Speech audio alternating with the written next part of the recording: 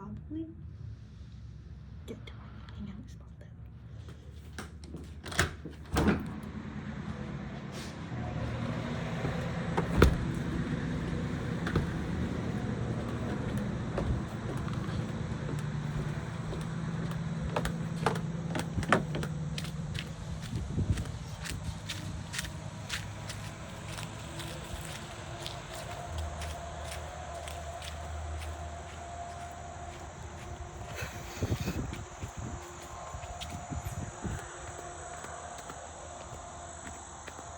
I could even film in my boyfriend's car or truck. Yeah, that might be better actually.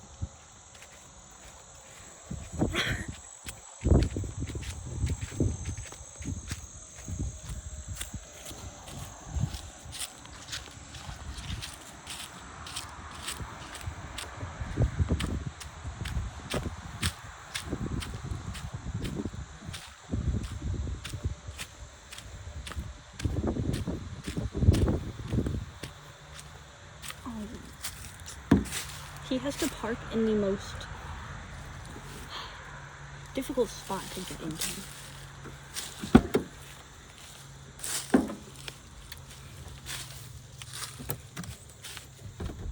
Ew.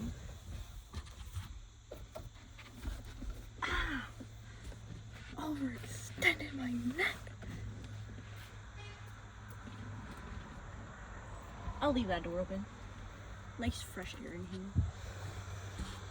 I can't move the seats back though, that's unfortunate. Hello guys. Thanks for joining me in my boyfriend's truck today. Literally there has to be people watching me and it's so awkward and I really would rather them not be looking at me right now. But I'll deal with it. Because it's literally just people and I don't have to be afraid of them. And why is there still sun in here? I was trying to avoid that.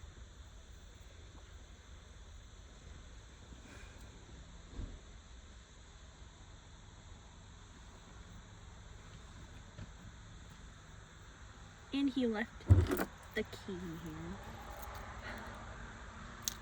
My sweet boyfriend. So you read the title. This video is about my boyfriend.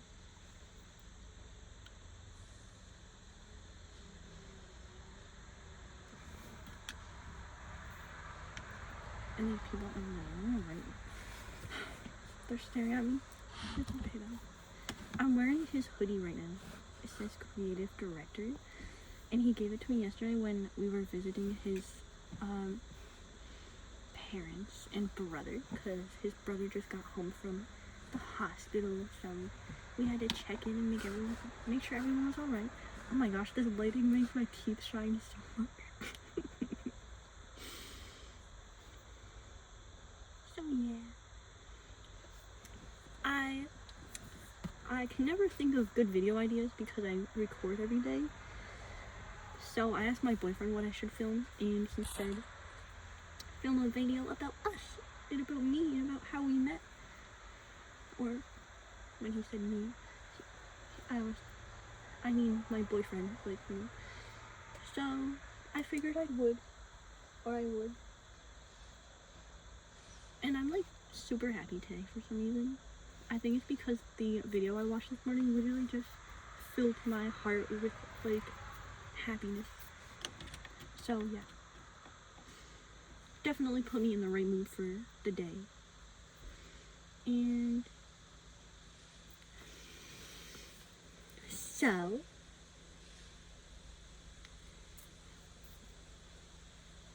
I shall begin the story about how Zach and I became Zach and Leanna.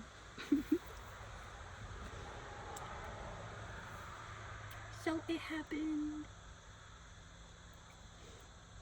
What are these people? They're literally like putting rocks in next to our walkway. Sorry, I got distracted.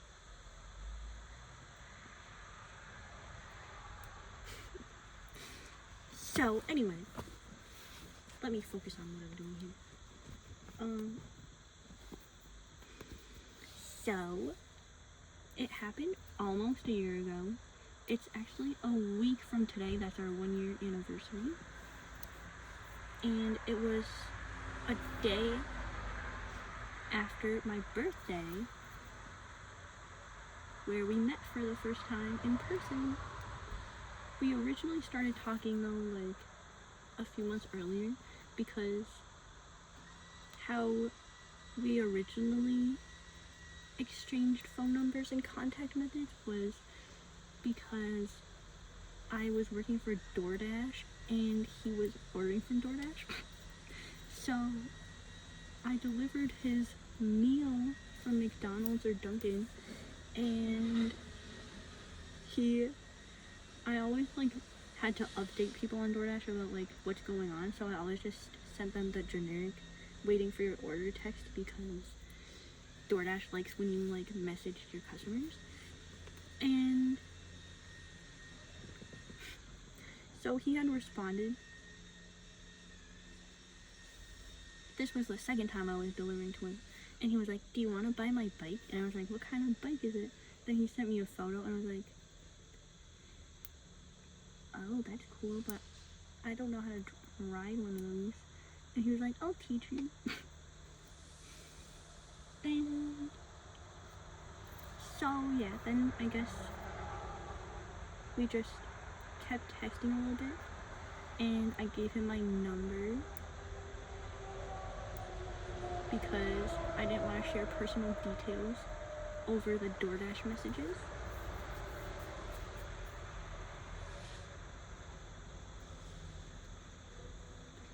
So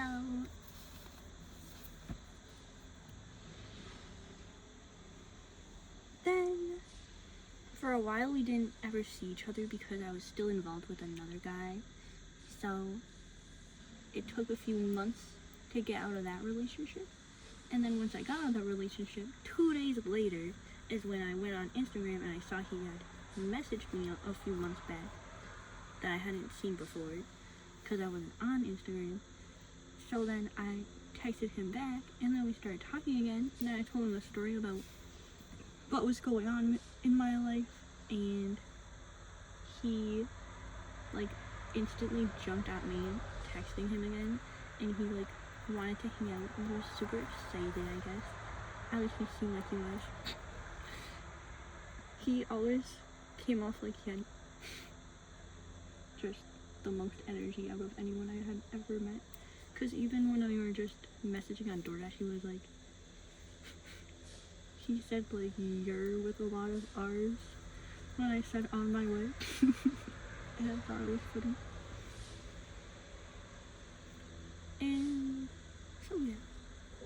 Then I was texting him, but then I didn't want to talk to him on the phone that night, and he got really mad at me because he wanted to talk to me super bad on the phone for some reason. But I literally had a headache and I didn't want to talk to him, so he just had to deal with that. And then so the next morning,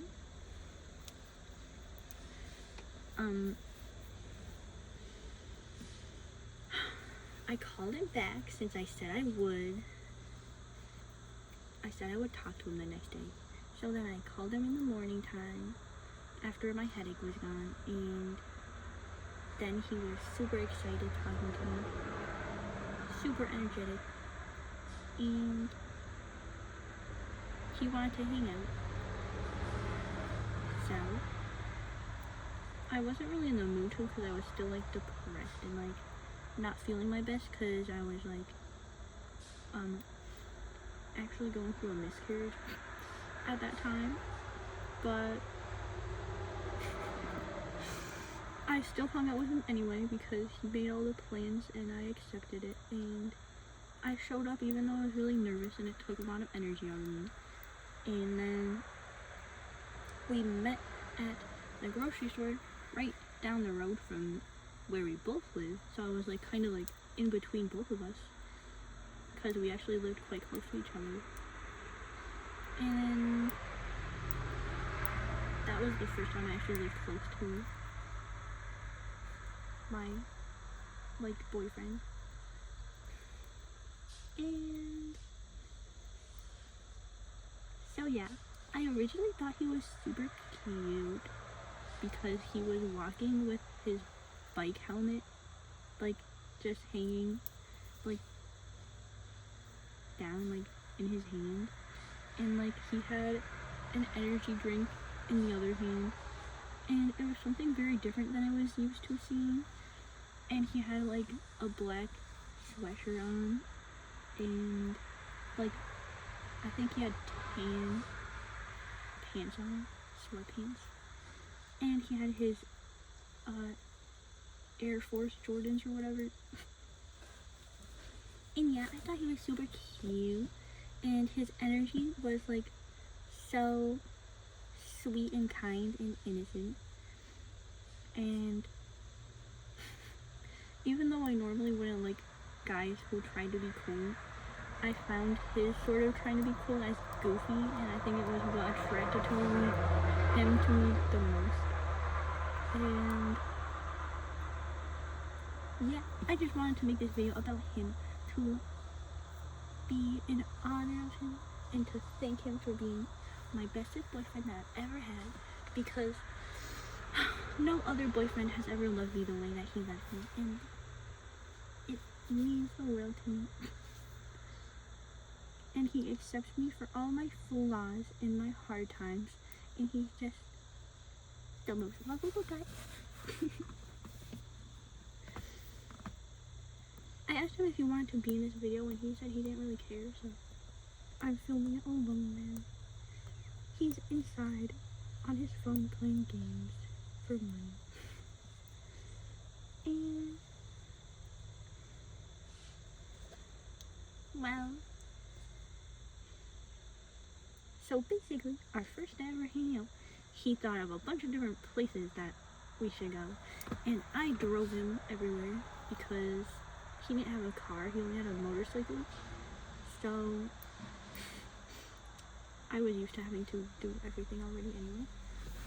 So that's what I did.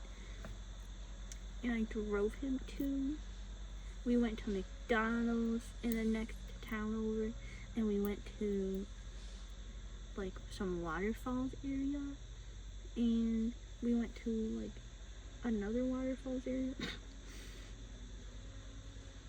And we went on a little hike to a place with a cute pond and a rock that we sat on. And it was all nice, but I could tell he was nervous, and I was really nervous too. Because when he gets nervous, he tends to say random things without really like thinking about what he's saying. So he like rambles, I guess. And sometimes can come off a little mean because, well, when you have such a gentle soul, sometimes there's like, you have to defend yourself, you know, with a hard exterior. So, yeah. But we got comfortable with each other. It took me like 2 weeks to ever even make eye contact with him because I was really a nervous person, and it always takes me a long time to warm up to people. So basically, after that, I didn't want him to spend the night, but he really wanted to. So he asked his mom if he could spend the night at his friend's house because his friend literally lived in the same building that I lived in. And she said yeah. So he spent the night with me. And I felt really weird because it was like, it all kind of happened pretty fast, and I just felt like he was a little overly excited. But I still liked his personality, and I still liked him, and there was nothing I didn't like about it. It was just new and different, so I had to get used to it. Which is the same with everything.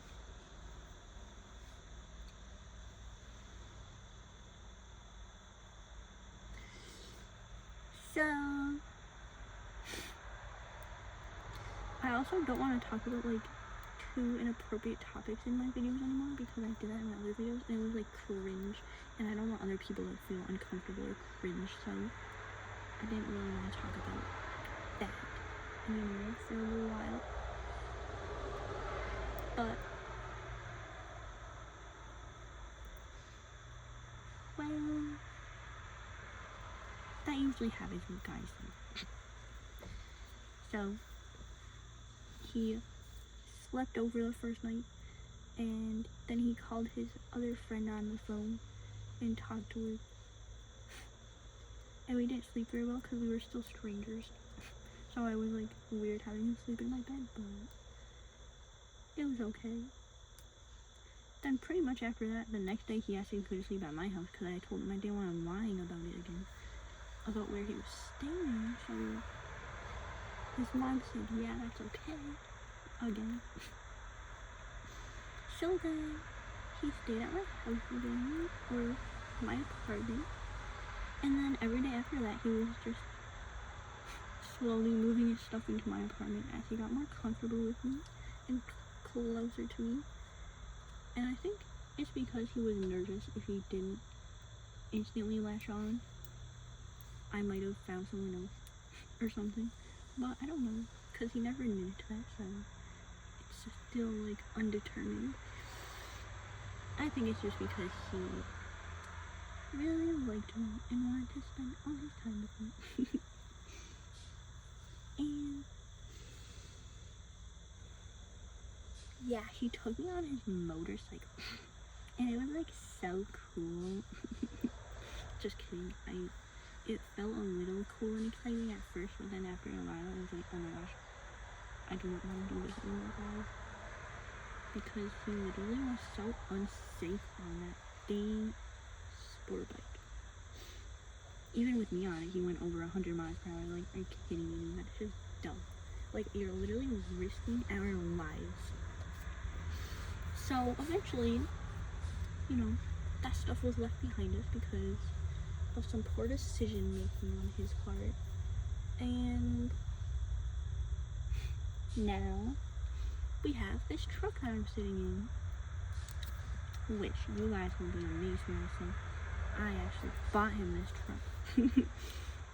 Yes, I know, what girlfriend would do that for their boyfriend? Pretty unheard of. But I don't know. My grandparents tried to make me feel bad about it, but like, I just did what I felt was the right thing. And out of the love of my heart, and I had the money, and I wanted to like start a family with him eventually, so a motorcycle is like not a good preparation for that. And so yeah.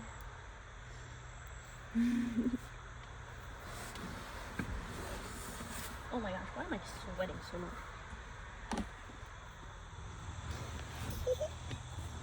Oh. But that is how Zachary and I became Zach and Leanna. Literally, like, the second day we met, we went to his parents' house or something. Or, I don't know, and like, he wanted to take cute photos of us, like couples photos all the time. And that was the first time any boyfriend ever did that stuff with me. And it's just always cool seeing different people's normals. And this was the normal that has lasted us the longest. Because we're going on a year, guys. I've never made it that far with a boyfriend. And Zachary's the type to exaggerate about everything, so even before we met, he was always saying things that were just not true. He was like, I was literally with her for 6 years, like it was a 6-year relationship. But come to find out, it was not a 6-year relationship, and it was actually a lot different in reality, but it's okay. That's just one of his little quirks. And yeah, so we didn't start having issues with fighting until like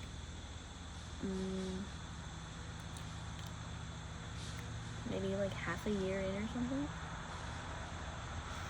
It started when he originally betrayed my trust, guys. And he won't admit it to this day, but I saw him flirting with his boss at the grocery store. And I know that's just so shameful, like, shaking my head. But it actually did really hurt me, because I saw him doing something that I didn't want to see him doing, and it just, like, he didn't even notice me there, so he didn't know that I saw. And that was kind of another really painful part, because to feel like you're invisible to someone who says they love you so much and who says all these amazing things about you, like they're your love and you're their love and whatever, and you're like they're gonna marry you and they're yours forever or whatever. That person to you is like, you kind of expect them to behave in a certain way, and if they don't live up to those expectations, then it's just really heartbreaking, because I mean, you're in a relationship with them, and seeing them just completely involved with another female who they work with is just definitely not easy for someone like me to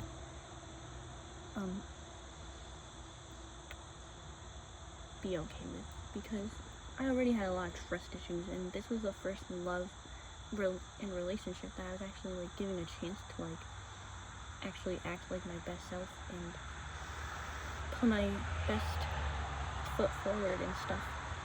And yeah, so the first person I actually believed was genuine, I guess, and that actually loved me in a way, because that's all the stuff he told me. But it turns out that normal was just him sweet talking, and he says a lot of things that he doesn't mean, so it doesn't mean he doesn't love me, but I mean, just it ruined things a lot. It broke my trust, and it was kind of a really little thing, but it had a big impact. And his dad had to come over and his mom had to come over, because it was really challenging us, and I was already ready to like just say goodbye, because at the first sign of like a red flag, as people call it, I'm like instantly hopping off that boat. Like, I'm not one to wait around. But his dad was like telling me all these things, like he really loves you, and I see it in him, and he's never loved any of his exes like he loves you. And it made me like really happy, because when I was looking at Zach, he was like smiling, and Zach wasn't saying anything. He was just crying and smiling when his dad said those nice things about me. But at the same time, like, it was weird that his dad had to say that, because I felt like Zach should be the one saying that stuff, and it just caused mixed feelings in the future, because then I was like, your dad says more nice things than you do, and it's like, how come your parents are always the ones who have to tell me that you love me and fix all the things that you do wrong? It kind of seems like your dad likes me more than you do. So yeah, pretty much that initial time he broke my trust, there were problems ever since then. And honestly, they got worse over our relationship, but they still haven't been enough to break us. And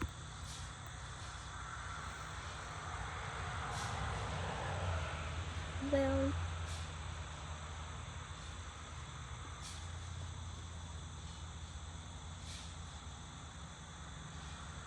Zach, if you're watching this, I'm doing this because you told me to, and I'm talking all about us and our relationship. And yeah, so basically, to this day, if I still bring it up to him, he will deny ever having ill intent of like cheating or flirting or anything like that, but that does not help my trust issues or the trust that I broke, and it's not helping to repair at all because it's actually just making it worse, and he doesn't understand that because the way a female mind works is if you break their trust, that's one thing, but if you break their trust and then you are confronted about it, your response is a whole different thing, and that has the ability to either reconfirm her belief that not trusting you is the right answer, or it has the ability to rebuild the trust and make her believe you and trust you more. And his response, every time I bring it up, kind of was not what I was looking for. It was always just, I wasn't flirting and like him deflecting it onto me, like, that's your problem, like you have trust issues, and I don't know, just trying to make it seem like my fault kind of, which obviously isn't right, and I don't know why he does it, but he does, or he has. So as long as I'm not thinking about it, we're happy in our relationship, but every time I was reminded of that pain, like going into that grocery store, I still get upset because I just feel like it wasn't really resolved. It was resolved by his father, not by him. And I feel like I deserve my boyfriend to be the one who's owning up to his actions and his wrongdoings and just being there and present as my boyfriend, who I need him to be for me. But he doesn't get that deep into things. So I think he just doesn't know how to talk about it.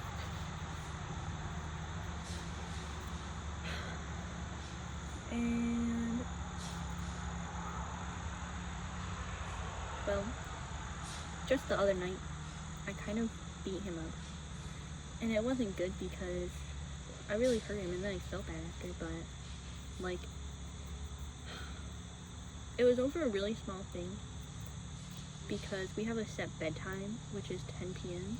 because he knows that I need sleep more than anyone else on this planet, pretty much, because it's really important for my mood and mental sanity because of whatever issues I have from my past or genetics or whatever.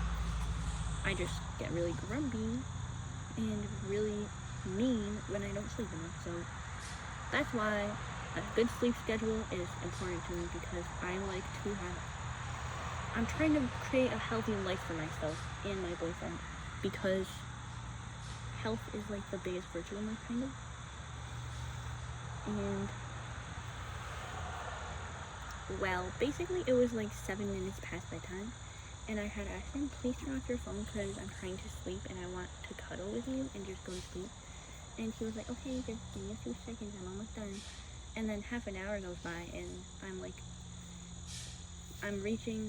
I've already gone beyond the stage of tired where I can easily fall asleep, and now I'm in that stage of restless where something's keeping me up, and now I'm not going to be able to sleep for like the whole night pretty much.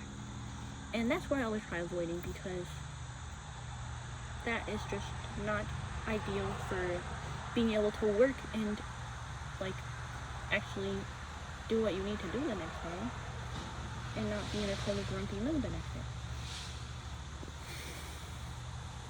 So I got really mad at him and I snapped and I was like, please turn off your phone so we can go to sleep.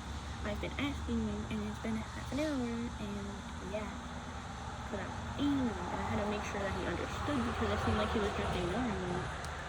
And when I feel like people aren't listening to me, that's when I can tend to unravel a bit fast. So yeah, then I couldn't sleep after that, even though he did turn off his phone eventually. Then I was getting all these thoughts of annoyance because you literally just made me miss my like gateway opportunity to fall asleep, and now I'm literally laying in bed just annoyed that you couldn't listen sooner, and now I'm not able to sleep because of those thoughts and feelings. So I couldn't let it go because me caring so much about my health, it's such a strong care that it kind of is problematic, because it was the menstrual time of the month for me, which means I was aware that my body needed more sleep than usual, and I was more tired and fatigued than usual because I was literally losing blood. So I really wanted him to understand, like, this is really important, and I wish that he knew automatically that this was important. But I shouldn't just expect him to understand that without me communicating it nicely, because he's one of those people who's only going to understand things if it's communicated in a loving way. So I should have done that, but instead I decided to let my anger talk for me, and I literally unleashed the demon inside of me, which happens more often than I wish it did. And so basically, this is the first time he called me abusive, because I started with just pinching him to show him I was annoyed. And I was just pinching him on the arm every few seconds. But then it escalated because he wasn't apologizing for it, and he wasn't acknowledging it, and it was annoying that I had to ask him to. So when I asked him to, he did apologize, and that was nice, but I was still not happy, because then I was like, why do I have to ask you for an apology? Like, I was expecting him to just be like, sorry for keeping you up, I know you need your sleep, like, it won't happen again. But that's not what he was giving me, so I guess having that one set expectation was a little bit of the culprit to the issue, because just because someone doesn't do one thing that you need them to doesn't mean, like, it's obviously never okay to get angry, and like, well, it's okay to get angry, but it's not okay to unleash it in harmful or mean ways, which is what I did. But I own up to my actions in an effort to help prevent them. But I was trying to explain later on, the issue wasn't controlling myself, it was motivation not to do it. Because in those moments where I unleash my inner demon and do those bad things, like get really mean and argue and stuff like that, it's because I lose sight with what really matters to me and why I should care enough not to do that. Where caring just is kind of turned off.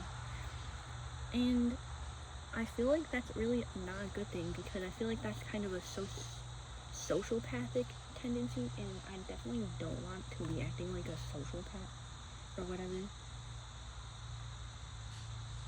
Sociopath or psychopath even, like, let's not be having that, guys. Because it scares me, because sometimes it does feel like I don't control it. And I don't have a therapist because, well, how are you supposed to have a therapist when your, like, condition kind of prevents you from having a good job that makes you enough money to afford one? So it's kind of just, like, the economic system designed in a way to just, like, drain out all the people that the higher up people would rather just not deal with, so that they end up homeless or in prison, somewhere where they don't have to look at them every day, you know? That's what I feel like, but I don't really know if it's true or not, but it is a real worry of mine, because it's kind of genetic. I saw some of the same behaviors in my mother growing up. This video already got so off topic, guys. Why do I always end up talking about totally different things? This was supposed to just be about my boyfriend and I, but it always leads off into something completely different, and usually negative. It's because there's so much negativity in my life that I just feel like I have to get out, you know? I have to, like, talk about it to make it all go away and better. So as long as I have a memory that I haven't shared on here before, I'm probably going to be sharing it until I get every little memory out. And it's going to take a long time, because I've been alive for almost 21 years now. So if I just spent literally 21 years talking all negative so that the other like half of my life is positive, then so be it. But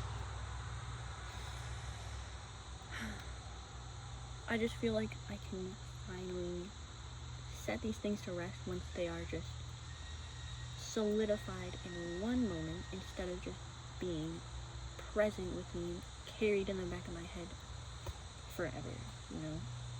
That's just what I feel, and it's not necessarily true probably, but it's literally just me trying to live my best life without the help of a professional. Because I've tried talking to therapists and they don't really even help. I haven't been with one for long enough for it to help, I guess. And I don't know, the idea of it seems kind of cheesy. Like, I don't really know if I believe in it, but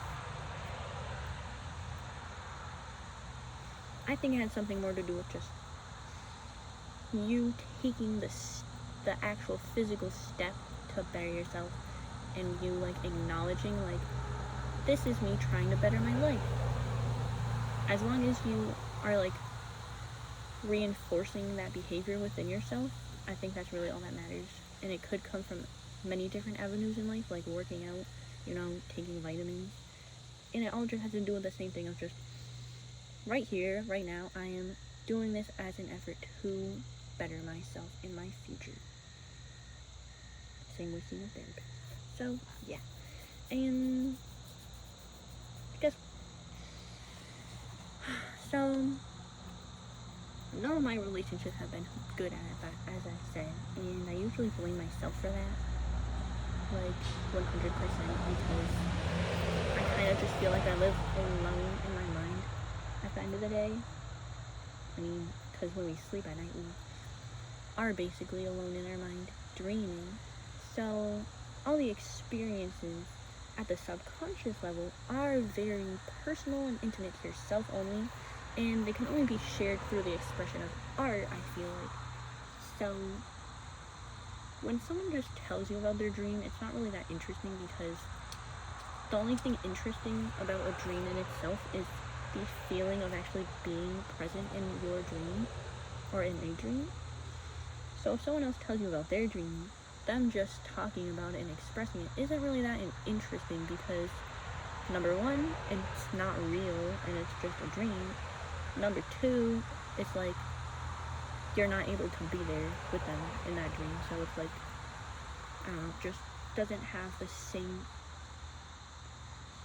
effect on other people as the subconscious has on yourself, which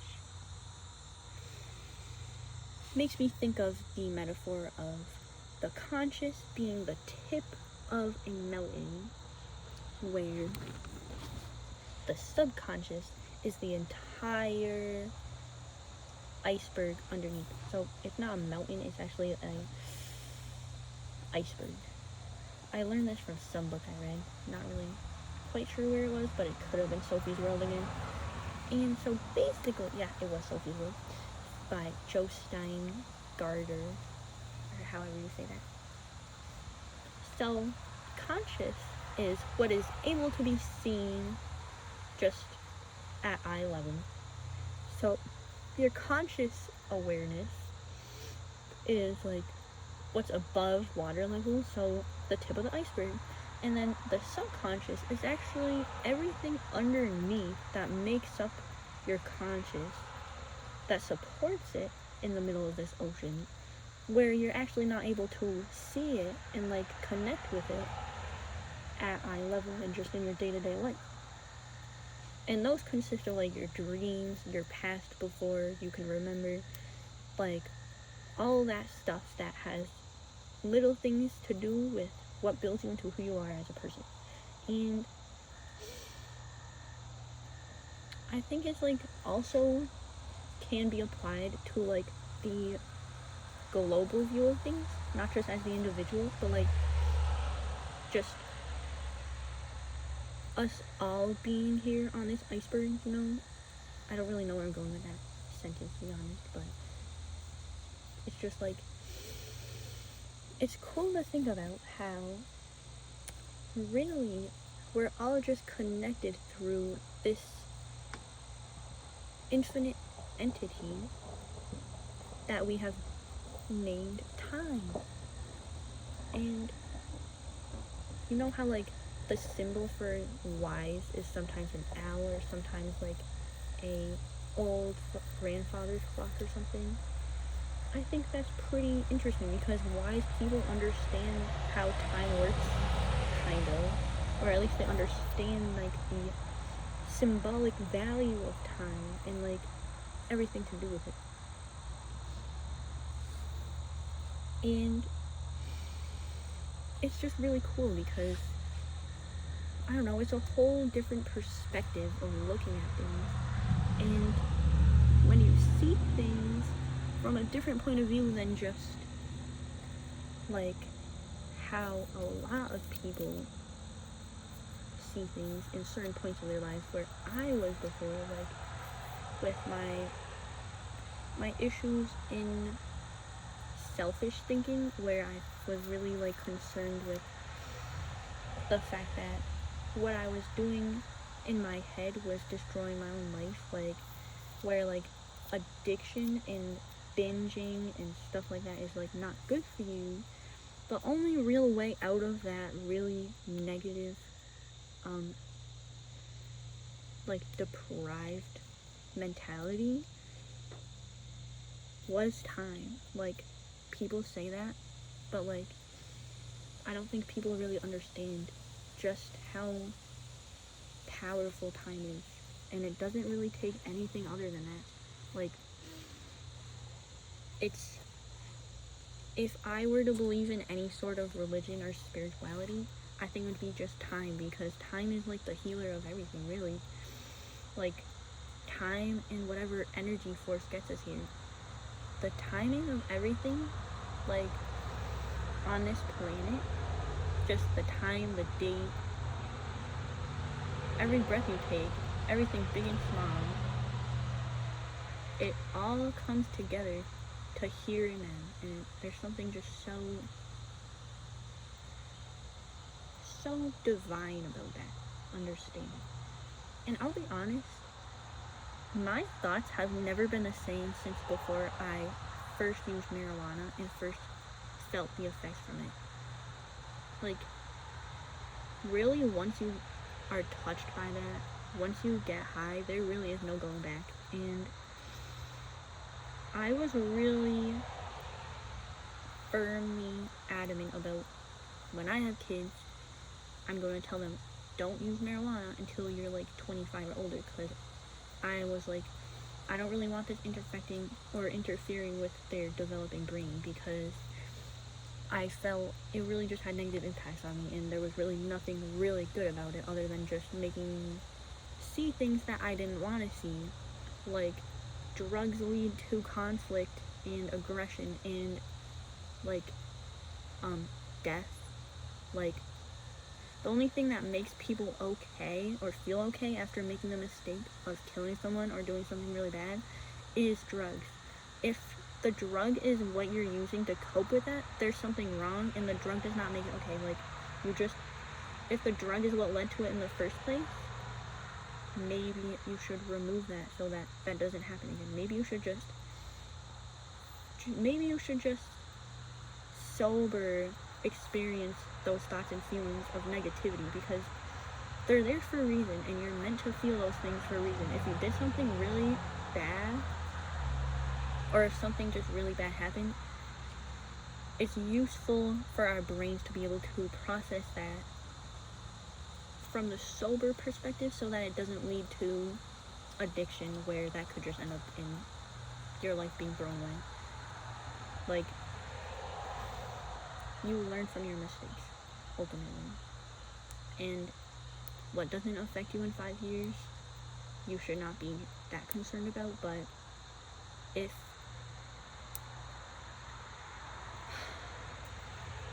I just feel like so much negativity in the real world could be avoided if negativity in your own mind was not present. So I just feel like before I ever even smoked marijuana, I thought it was weird because my perspective and my point of view changed, like, while I was high. And I started to think back and reflect on my own life a little differently, where my perception was off, and it shifted it to be creepy instead of, like, what my normal life had been before then, where I was just living and enjoying every day. And it was weird, and it was not normal, and it made me feel so isolated because I didn't really think other people felt that way, because everyone else who was smoking was acting normal and didn't say anything about that stuff. So I, like, had to either, on one hand, believe other people did feel the same way, they just couldn't admit it for some reason, or on the other hand, I was completely alone in that, and it was just something wrong with me as a person. And it was really hard to discern which hand was the more correct one, where now, as I'm thinking about it, I feel like both hands hold their merit and value, and just because one hand is the preferred hand that schools teach you to use, your right hand, because that's what scissors are designed for, right hands for some reason, and in preschool, that's just what the government wants you to be teaching your kids. I started off with my left hand writing, and if the teacher hadn't interjected, I would be a left hand for all my life. I had to become ambidextrous later on myself because I was raised using my right hand. It creates more uniformity, which is what the government and the society really thrives on. But unfortunately, I don't believe that nature is uniform in any sense of the way. Like, there is so many shades of nature. Like, nature obviously has so many colors in it, and it's just like, you have one apple on an apple tree, there's not a single apple on the apple tree other than that one that's going to look identical to that apple, unless you were to incorporate what big companies now have incorporated as artificial selection and, like, genetic engineering, which makes things more uniform. But what is the point of that? Because you're losing their, like, value as a living thing when you take away their diversity and what makes them unique and alive, when life itself is different for every single individual person. Every single individual person is born on a different day, at a different time, in a different place, with obviously just a different pair of parents, a different mother. They're just, everything is different about life in every single aspect of looking at it, every single angle of looking at it. Life is in itself just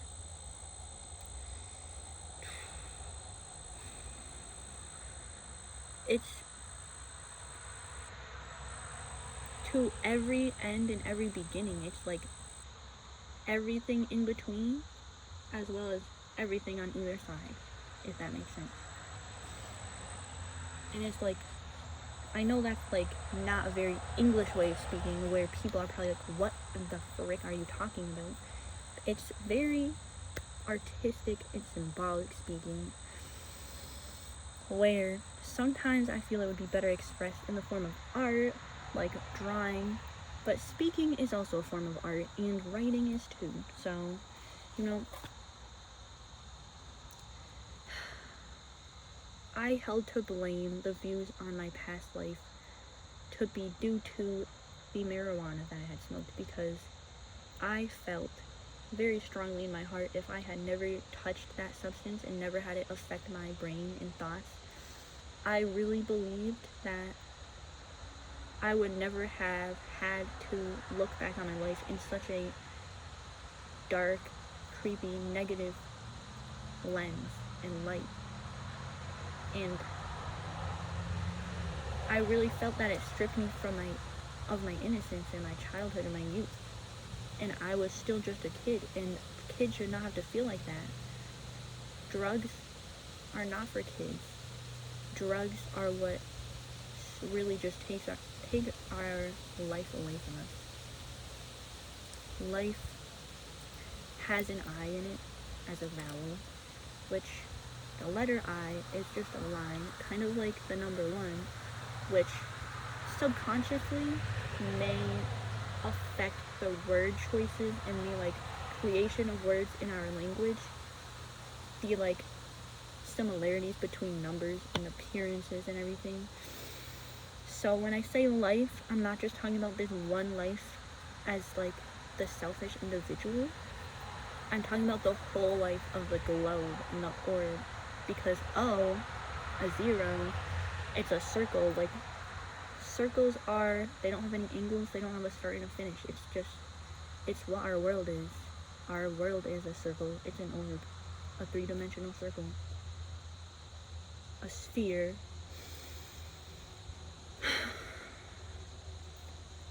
And with time, I'm aware that I will be able to articulate my words better.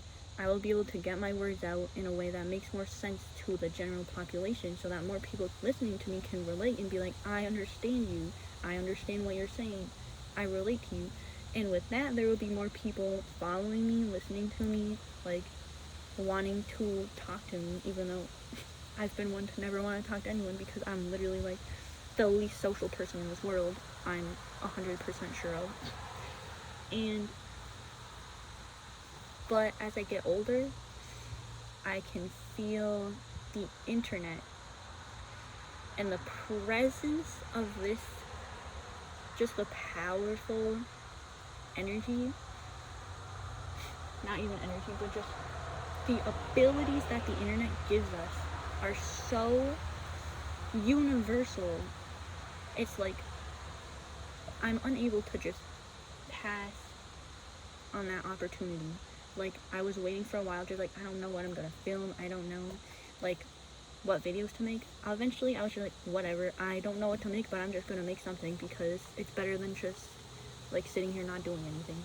Because I felt the urge, like, what's on my mind is so important that it needs to be shared, and I need people to start, like, I need to start gaining traction, so that I can actually get going somewhere with these ideas that I have, so that people can see me and be like, oh, this is what I've been missing my whole life. Like, this is, like, something I really needed to hear. And it just,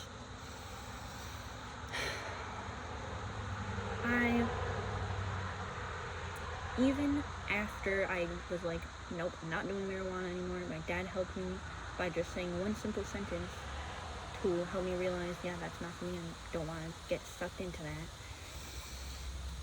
I shoved as much space behind that as I could each and every day, and I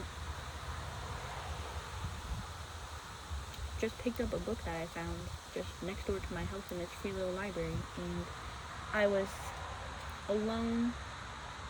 I was not happy but not sad. It was, flowing and changing as the days go by, and I was just walking along the rural town in Vermont that I was living in, feeling as the days come to a close there, just holding on to every last breeze, like, as it was presented to me, and I was just feeling very grateful for it. And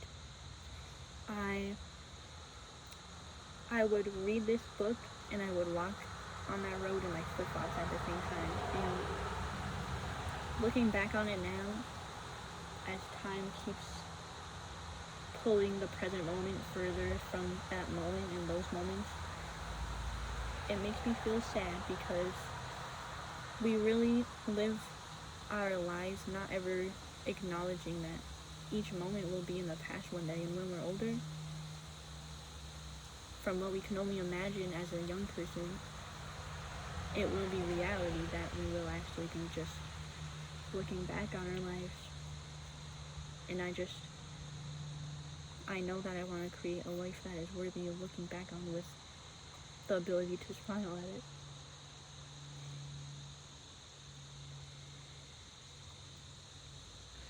And it's really sad that in this world nobody can last forever. And for my entire life, the saddest moments in my life are always intensified or enhanced by just thoughts of my grandma.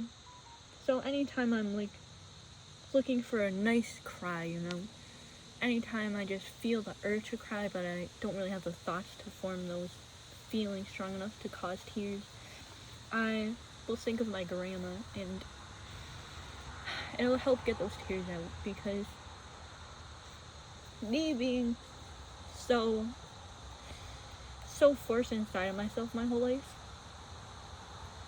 I feel it's caused me to be very detuned and not in touch with my natural balance that is supposed to be there.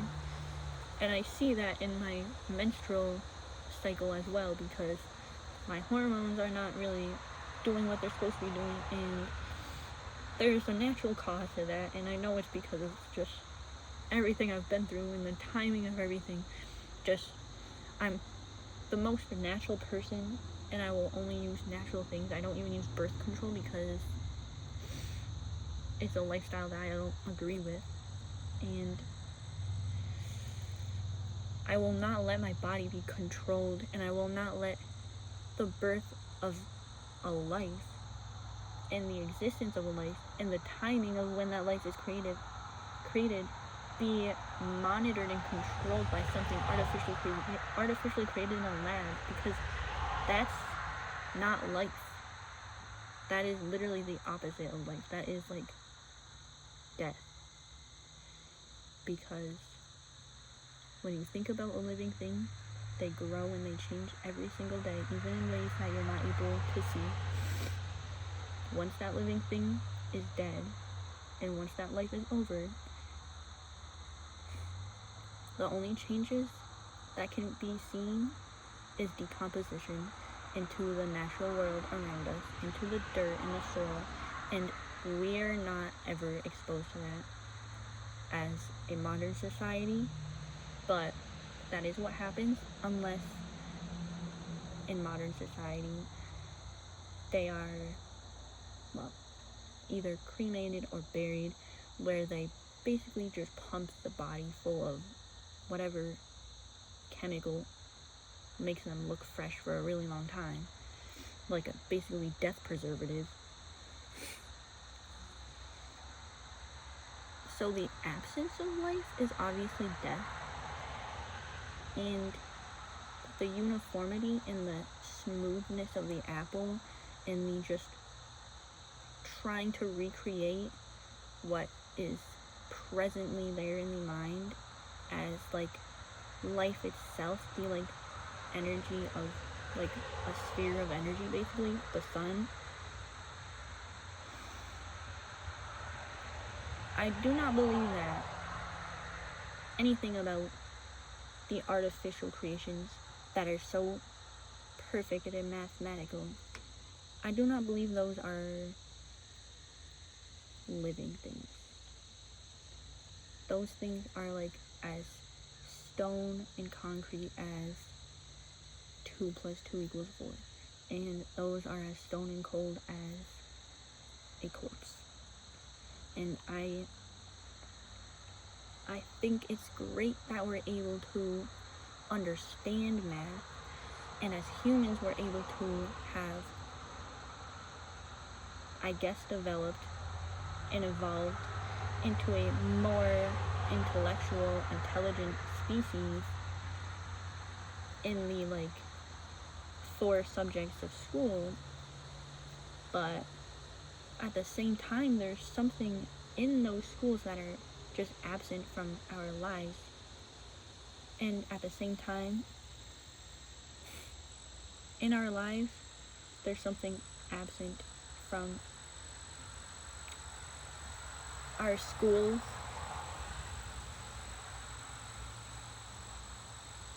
It's the constructs and beliefs that man has made that creates a sense of pride in ourselves. Like, we hold it within us, like we created it, because men and women, there's only two genders. Women are able to hold a baby within them for 9 months and have a child and raise that child. Men are not able to do that, so they have to create something else for themselves that they can feel proud of, and like they did. But at the same time, in each gender, a woman is not,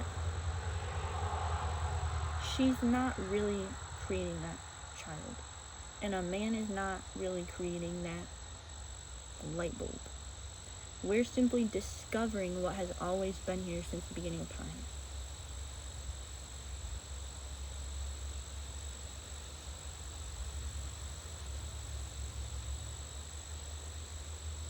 Enable curtain closing effects.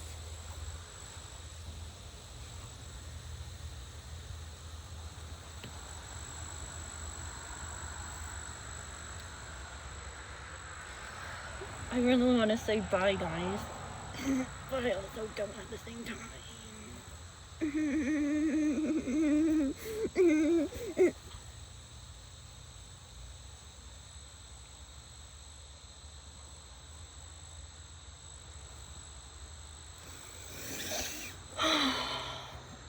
I just need to take a deep breath to act normal sometimes. Sorry about that.